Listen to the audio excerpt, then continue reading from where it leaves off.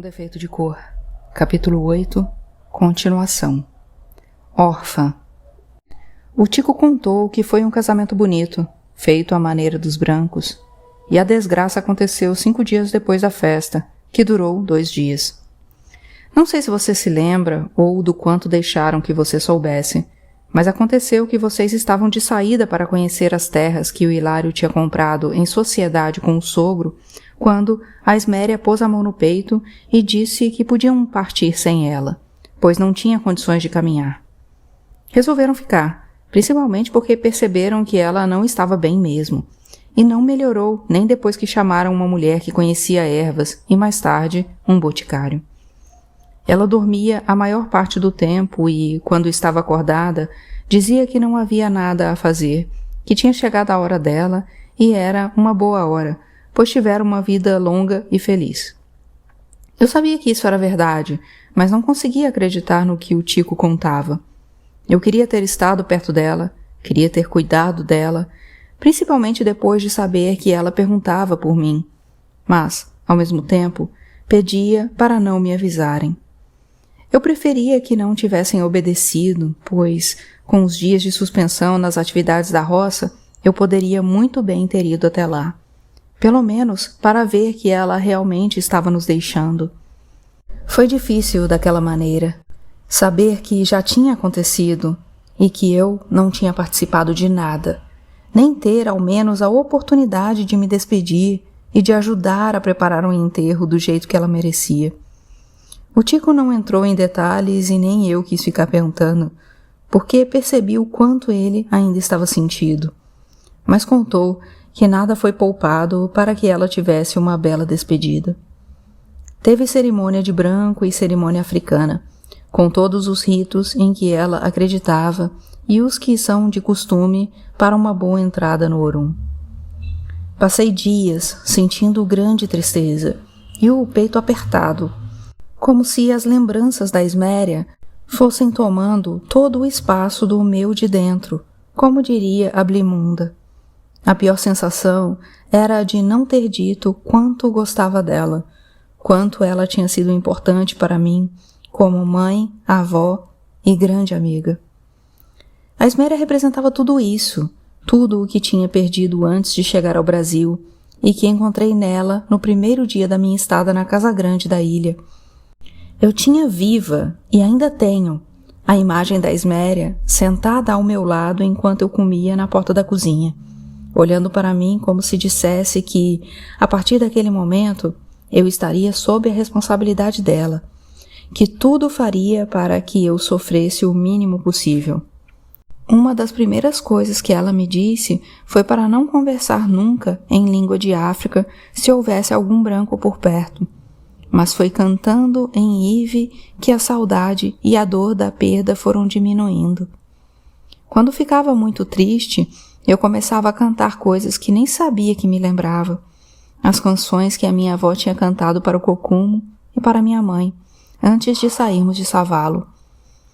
Conversei com a Sinhá Romana sobre a possibilidade de passar alguns dias em São Salvador, mas ela me disse que não via necessidade, pois eu não encontraria lá nada que acalmasse o meu coração.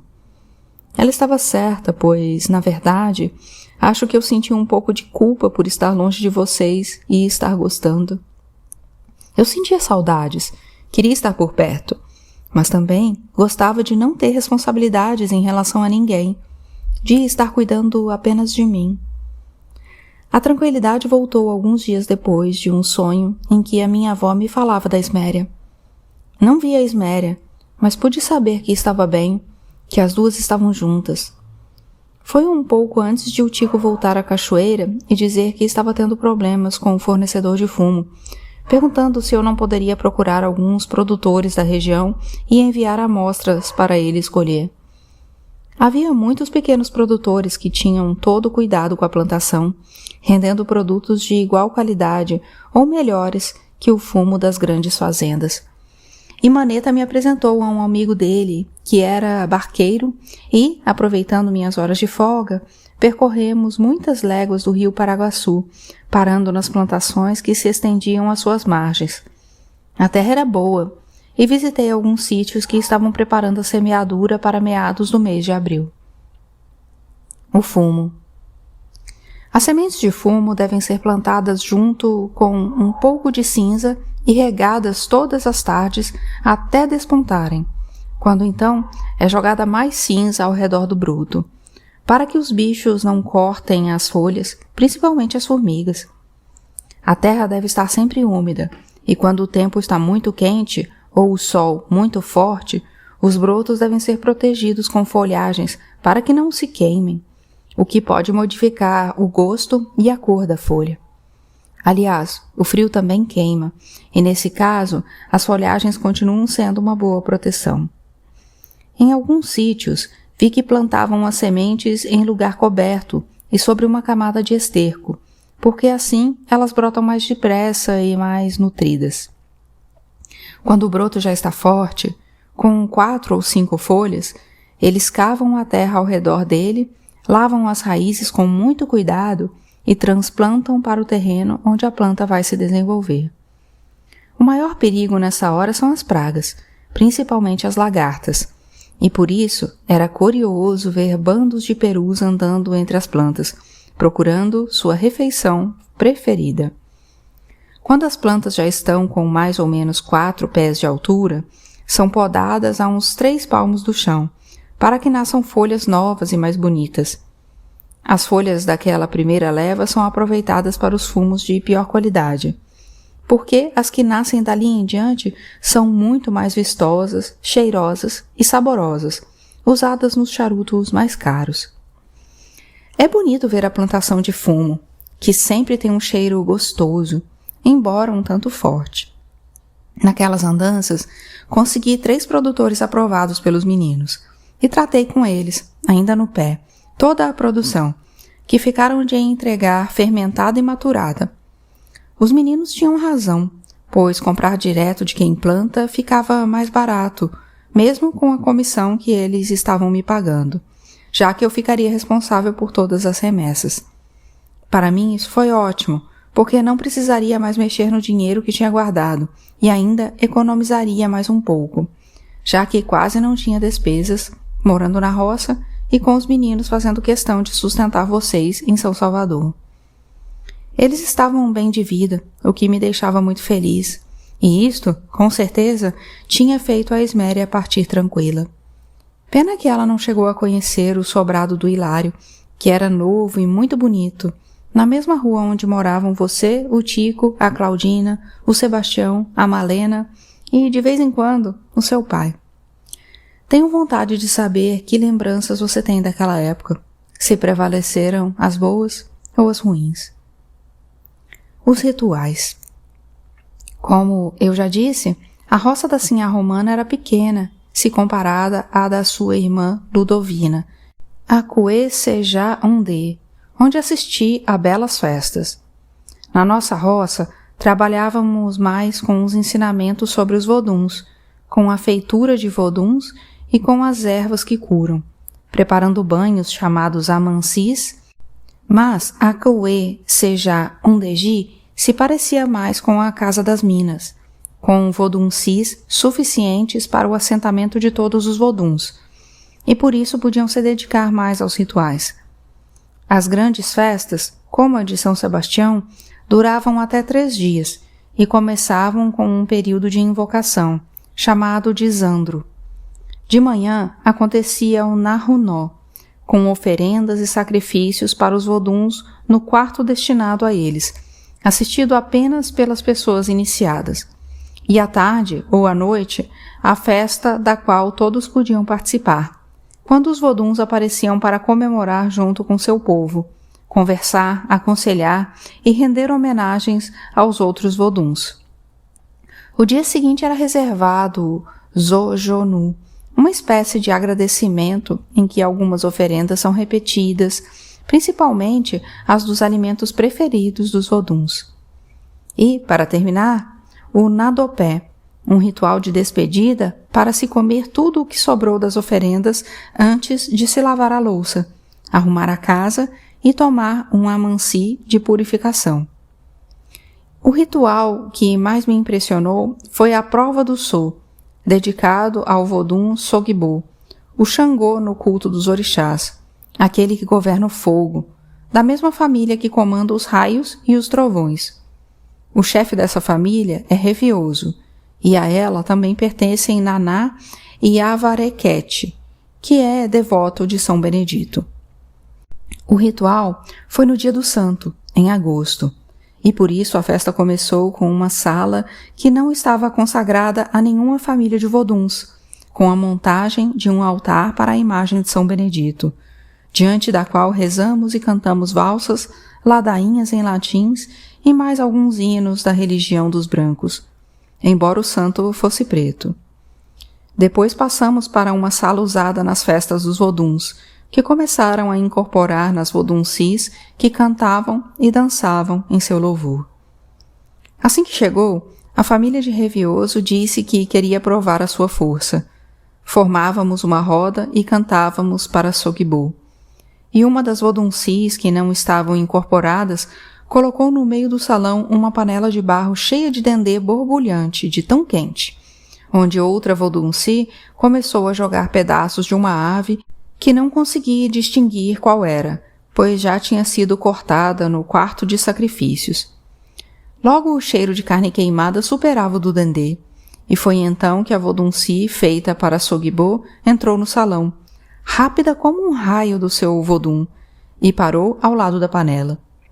De olhos bem abertos, mas não mais do que os meus, pois eu já estava imaginando o que ia acontecer, e sem nenhuma proteção, ela enfiava os braços dentro da panela e mexia o azeite, usando as mãos como colher para catar os pedaços de carne.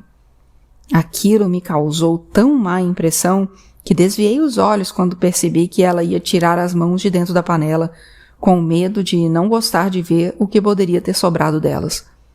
Mas quando percebi que as pessoas continuaram a cantar, e ainda com mais alegria, criei coragem. As mãos da Vodunci estavam intactas, e se eu não tivesse visto o que ela tinha acabado de fazer, e nem os pedaços de carne esturricados e jogados no chão, não teria acreditado. É interessante como a maioria das lembranças que tenho daquela época estão relacionadas a essas festas. Aprendi muito em cada uma delas, e no mês de novembro de 1839, a Sinhá Romana disse que eu já podia me preparar para assentar o meu Vodun. Estávamos perto da festa de Xelegbatá, quando também seria feita a minha iniciação oficial. E como já havia muita coisa programada para aquela ocasião, resolvemos deixar o assentamento para o ano seguinte, na festa de encerramento das atividades anuais da casa, na quarta-feira de cinzas. A Sinhá Romana disse que iniciar mais uma Vodunci seria uma excelente maneira de fechar o ano. Então posso afirmar com certeza que o Sebastião morreu no dia 15 de novembro, 2 dias antes da festa de Xelegbatá.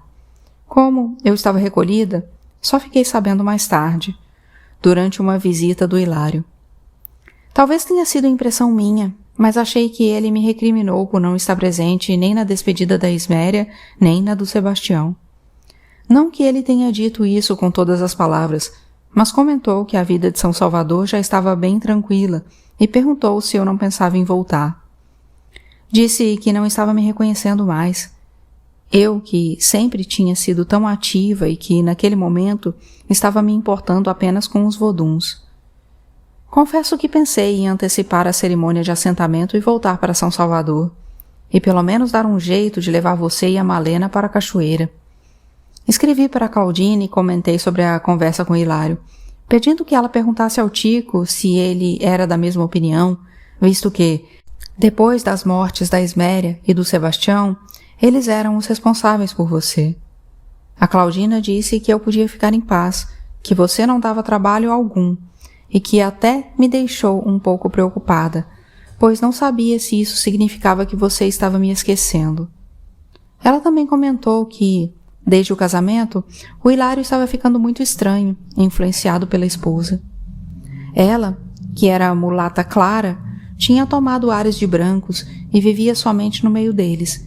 Inclusive, estava frequentando igrejas e levando o Hilário junto. O nome dela era Divina e, pelo jeito, não estava se dando muito bem com a Claudina. Mas isso era o de menos.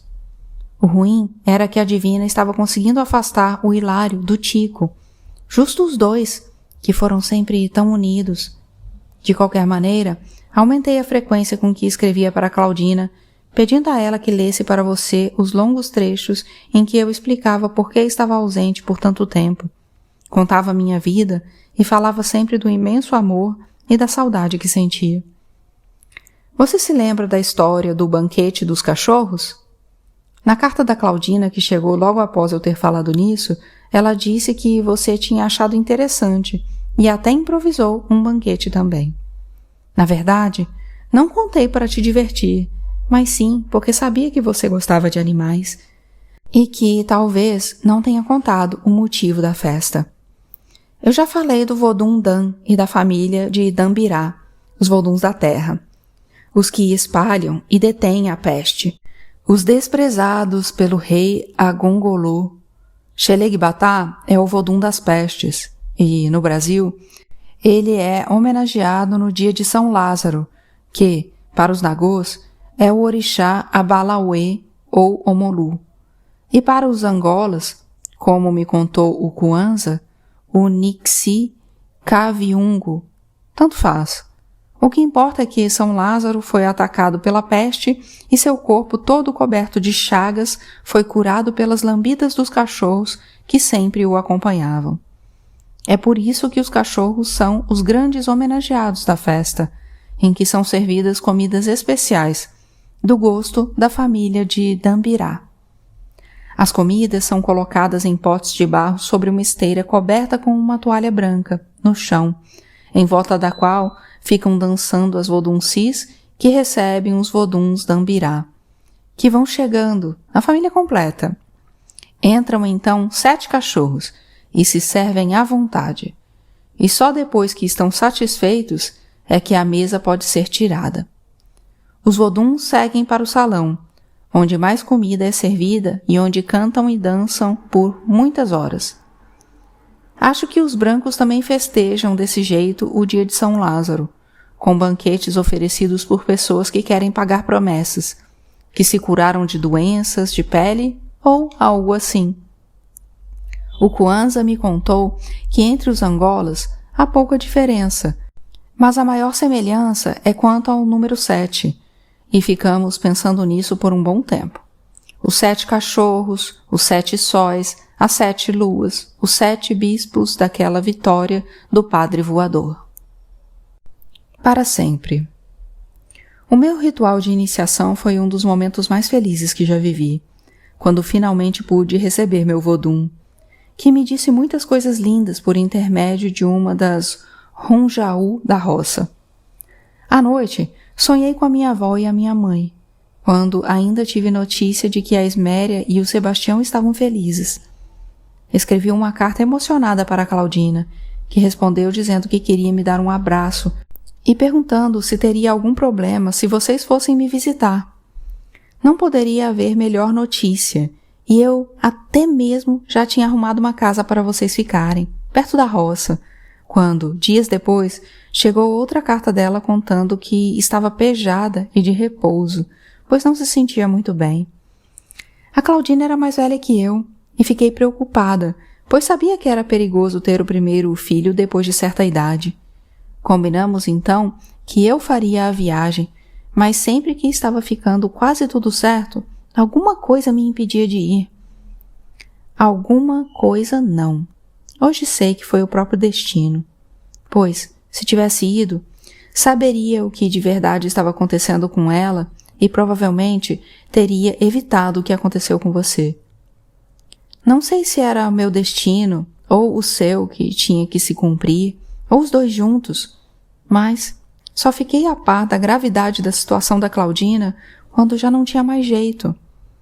Ela estava proibida de se levantar, botando sangue, e assim ficou por mais de 4 meses, quando perdeu a criança, um menino, e morreu dias depois. Durante todo aquele tempo, ela não me contou nada disso nas cartas que trocávamos, dizendo que já estava boa e cada dia mais feliz, por ela e pelo Tico. Por certo, não queria me preocupar, Ou realmente acreditava que não era chegada a hora de partir, por gostar tanto de viver? A Claudina foi uma das pessoas mais alegres que já conheci, e, sempre que me lembro dela, é por meio das imagens que eu fazia sobre as histórias dos batuques que ela frequentava e dos homens com quem se deitava, quando ainda morávamos na loja do Alufaale. É ainda assim que a vejo hoje, dançando e sorrindo, mesmo porque só foi tomar consciência da morte dela algum tempo depois, já em São Sebastião do Rio de Janeiro. Não tive tempo e nem expediente para honrar a minha amiga e para consolar o Tico em sua tristeza, quando ele apareceu em Cachoeira com as notícias da morte dela e do seu desaparecimento. Na verdade, tudo o que eu queria era ouvir de você essa história, porque sei muito pouco do que aconteceu, mesmo depois de tantos anos tentando juntar um pedaço aqui e outro ali. Nem digo repará-la, porque sei que não é possível, mas nunca me perdoei de tê-la deixado acontecer. Sei da minha negligência, sei como foram tristes todos os momentos que deviam ter sido alegres e como foi difícil disfarçar essa tristeza diante das pessoas que estavam próximas a mim, para não magoá-las. Digo isso não para que você me perdoe, mas para que pelo menos tente entender o meu medo de já estar tarde demais. Para mim, eu sei que é, e gostaria que ainda não fosse para você. Quando o Tico começou a falar sobre a Claudina, sobre como ela cuidava de você, mesmo com todas as atribulações para tentar segurar aquela criança na barriga, achei que ele também fosse me recriminar por não estar presente, como tinha feito o Hilário. E antes tivesse sido isso mesmo, apenas uma recriminação pela minha ausência em um momento tão difícil, e não a participação de algo definitivo. O funeral já tinha acontecido havia 9 dias, e quando perguntei por que não tinham me mandado avisar, ele respondeu que era porque ainda tinham esperanças de saber do seu paradeiro. Desde a morte da Claudina, ninguém mais tinha visto você ou seu pai. A Malena foi a última pessoa a ter contato com vocês, quando chegaram as mulheres encarregadas de preparar o corpo da Claudina. Ela viu quando seu pai te pegou pelo braço, pôs o chapéu na cabeça e saíram os dois. O que para ela foi um alívio, pois o ambiente estava muito triste para uma criança. O seu pai continuava morando com vocês, apesar de todos os problemas que vinha causando ao Tico, como fiquei sabendo mais tarde. Mas a Claudina o defendia, dizendo que ele era bom para você, que precisava dele por perto. É doloroso falar dessas coisas. Dói demais a lembrança daqueles dias, pois voltei imediatamente para a capital, aproveitando a companhia do Tico. De repente, tudo o mais perdeu a importância. Os mussurumins, os federalistas, a cemiteirada, a fuga para Itaparica, a viagem para o Maranhão, a roça da Sinhá Romana, os voduns. Tudo aquilo só tinha feito com que eu me afastasse, permitindo que você fosse tirado de mim. Ao mesmo tempo que eu tinha esperança de te encontrar, achava que era para nunca mais. Talvez a esperança fosse apenas o meu axé, o emi que fazia a vida circular dentro de mim, impulsionando, como tinha feito com a passarola. Seu desaparecimento foi pior que a morte do seu irmão. Muito pior, porque ele eu sabia onde e como estava. Mas foi bom ter esperanças, pois acho que o destino resolveu aliviar a mão agora, e por isso não hesitei em deixar tudo para trás e partir. O Tico não sabia o que tinha acontecido, por mais perguntas que eu fizesse, no estado em que ele se encontrava pela perda da Claudina e do filho, ele dizia apenas que sentia muito, que você simplesmente tinha sumido. Tentei confiar no meu vodum, mas era como se a fé também tivesse me abandonado, restando só tristeza e preocupação. Quando chegamos à casa do Tico, a Malena também não foi de grande ajuda, pois só chorava e se lamentava por não ter perguntado aonde vocês iam. Eu tinha vontade de mandá-la embora, não porque a achasse culpada, pois sei que você e seu pai passeavam bastante, mas por não me dar apoio, por não tomar iniciativas ou dizer pelo menos o que achava que tinha acontecido. Ela não sabia de nada. Não sabia onde vocês costumavam ir, por onde começar a procurar, e apenas dizia que sempre que saíam, voltavam no mesmo dia, e que alguma coisa de muito grave devia ter acontecido. Naquela primeira noite, fui dormir no seu quarto e pedi aos voduns que me deixassem sonhar com você, que me mostrassem o caminho. Mas passei a noite em claro, assim como as 10 noites seguintes.